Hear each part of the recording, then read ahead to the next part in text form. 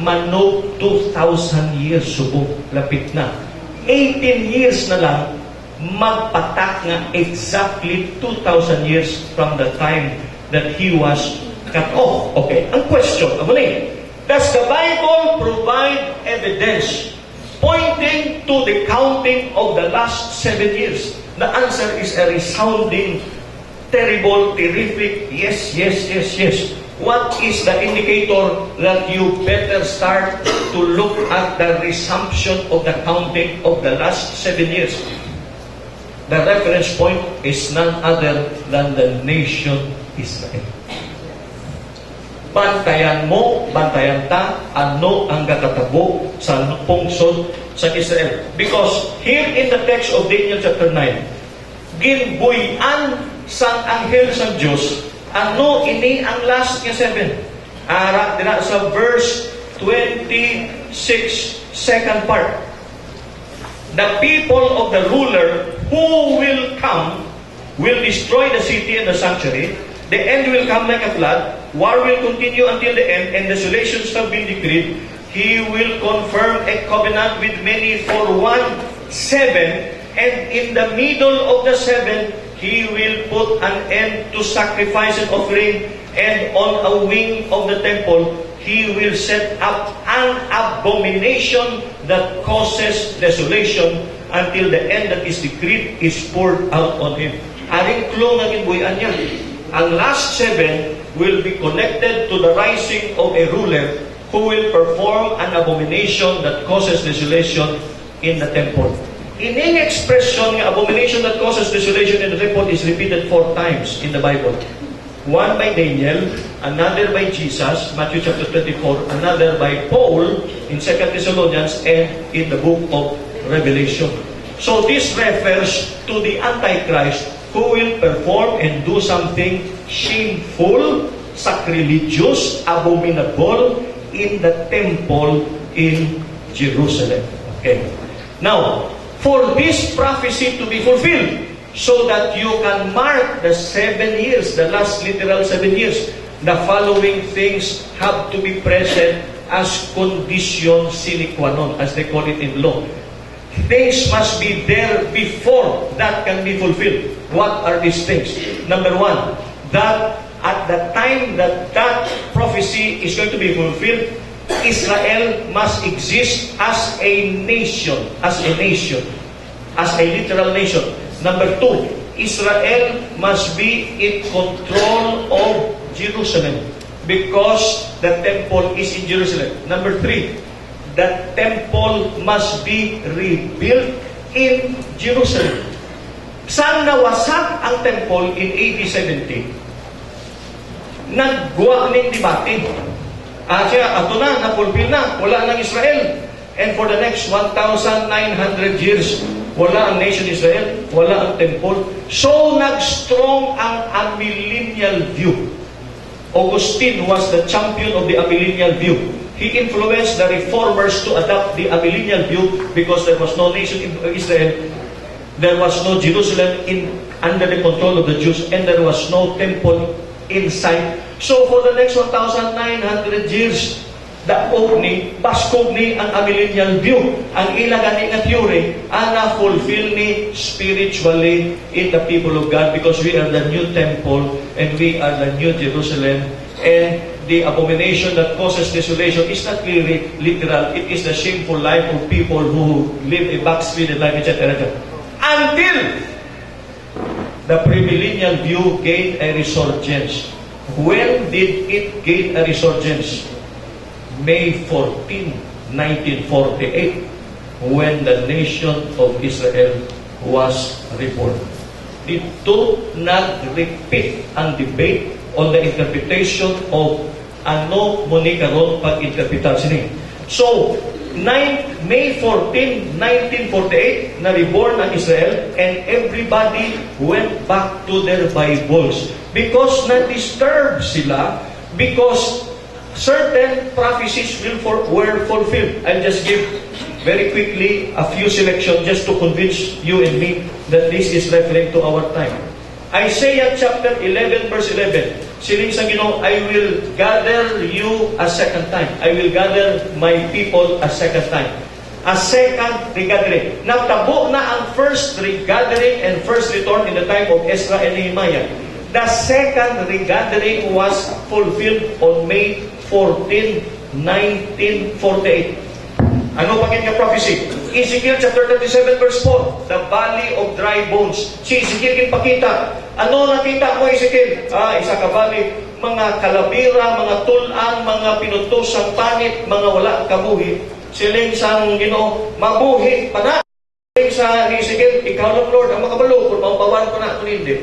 Then all of a sudden, nagpunod kag, nagbalangon kag, nag-assemble kag, nangin isa ka mighty army.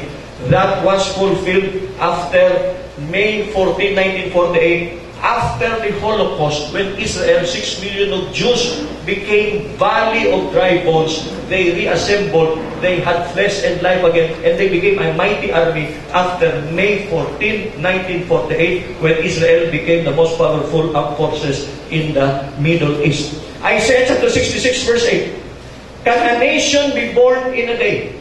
Ang unang pamangkot ni Prophet Isaiah. On May 14, 1948, literally, Israel was reborn within 24 hours by the vote of the United Nations.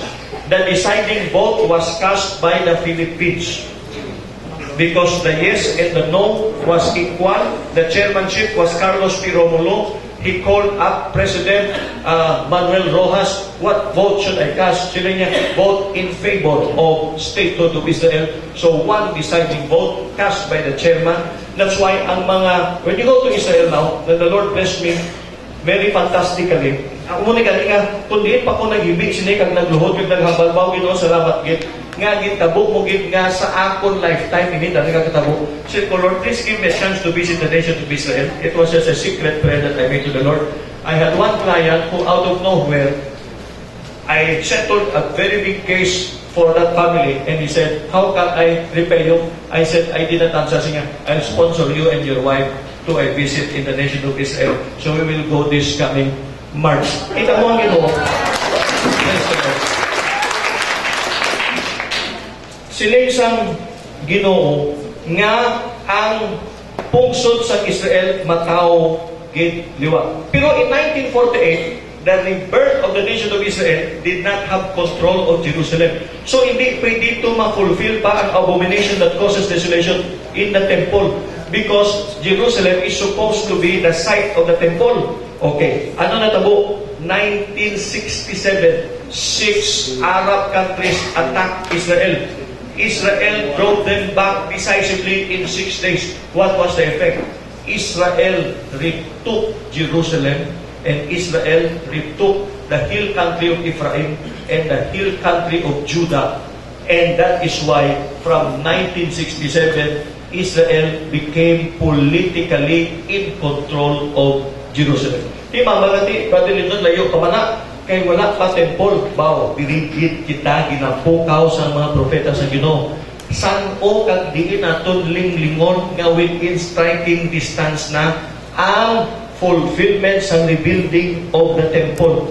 And I know some of you are questioning, can the temple be rebuilt? Because there is the Dome of the Rock, that is a Muslim holy site. Can it be rebuilt? Ari mga utod ang pertigid ka-exciting. September 2011, last year, Prime Minister Muhammad Abbas of the Palestinian Liberation Authority filed a formal application for Palestinian statehood with the United Nations. In the General Assembly, overwhelming endorsement ang nabato niya. Ang next step, according to the rules of the United Nations, was to make the application with the Security Council. If you get the number of votes in the Security Council, you will be recognized as a state. Ang ilang na application, kung masabi yung paper, statehood, statehood, statehood. Ang wala naton nabalaan nga ang ilan na namin nga statehood is kiharon ang pungsod sa Israel kag tungaon ang Jerusalem, which puts you within the ambit of Joel chapter 3 and Ezekiel chapter 38 and 39, where the prophet said, for the nations of the world will divide my holy city, my land. The discussion of the division of Israel is now officially on the table in the United Nations agenda or calendar of discussion. First time in the history of the world that officially now, Joel chapter 3, nga the nations will divide up my land. Ara na within striking distance. Rumahambal ka mo. We want to know what is happening to the temple. Ari mga autor. Ang France nag-intervene sa application sa Palestinians, kang nagsilingan France, please, hindi nyo kami pagpaputuha sa application sa statehood. Pwede ka mo Palestinian kay Israelites.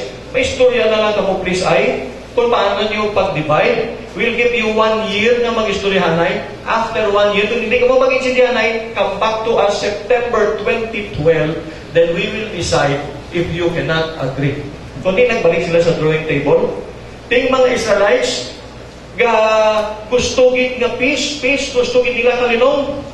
Ang istorya, subong dito. Amoy ni.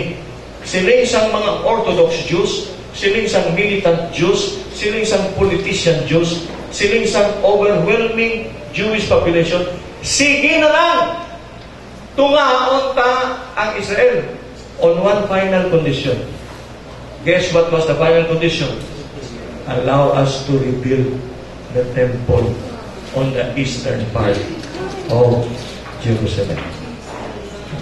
That is now on the agenda of the discussion between the Palestinians and the Israelis.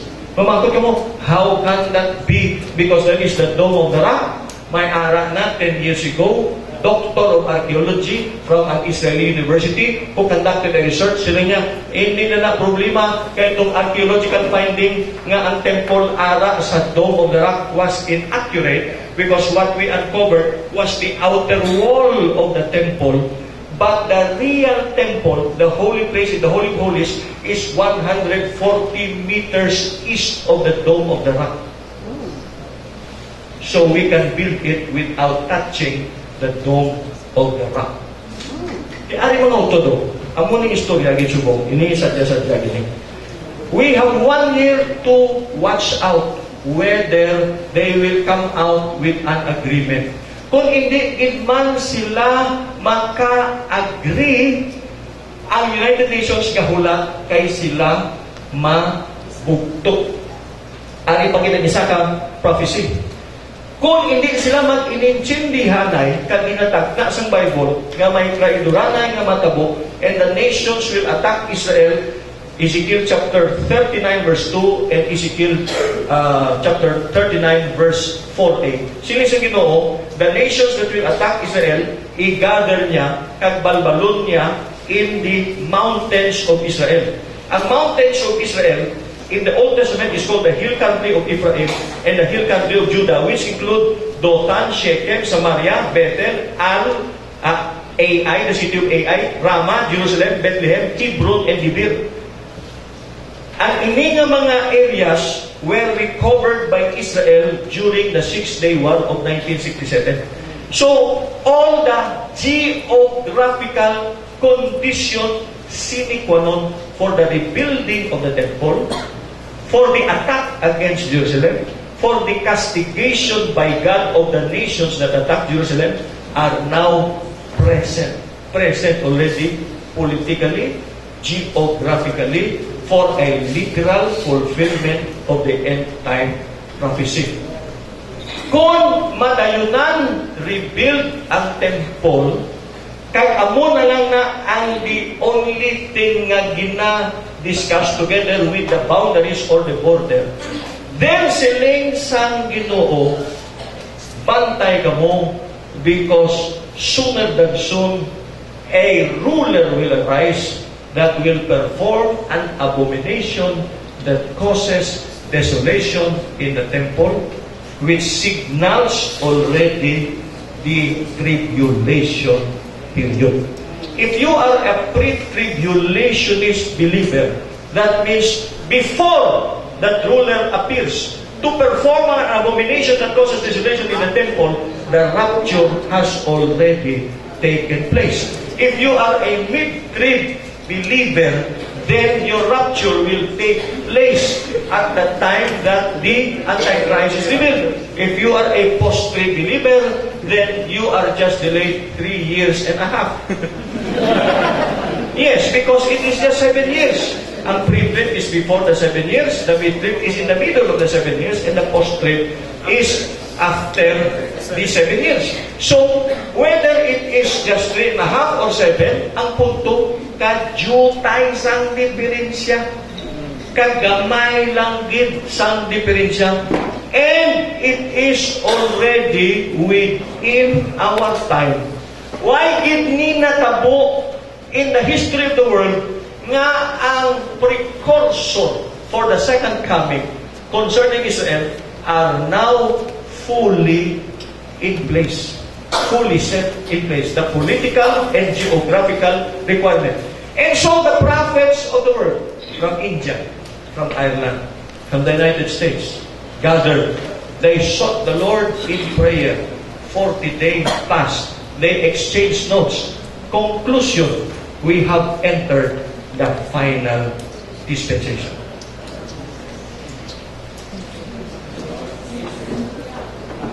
Dali na lang gid ni.